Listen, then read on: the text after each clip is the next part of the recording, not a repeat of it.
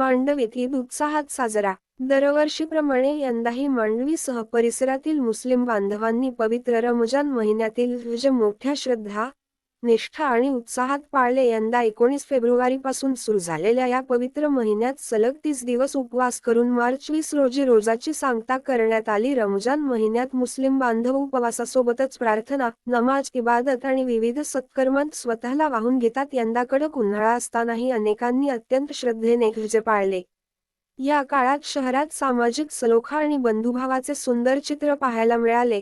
विशेष म्हणजे अनेक हिंदू बांधवांनी मुस्लिम बांधवांना इफ्तारसाठी आमंत्रित करून परस्परांतील ऐक्य अधिक दृढ केले. शनिवार, मार्च 21 रोजी मांडवी येथील जामा मस्जिदवर सकाळी सुमारे 9 वाजता सामूहिक नमाज अदा करून ईद उल फित्रचा सण मोठ्या उत्साहात साजरा करण्यात आला. ईद निमित्ताने सर्व मुस्लिम बांधवांकडून संध्याकाळी 6 वाजता शिरखुर्मा कार्यक्रमाचे आयोजन केले होते. कार्यक्रमात शेकडो हिंदू बांधवांनी शिरखुर्माचे लाभ घेतले. प्रतिनिधी, भारत राठोड, किनवट.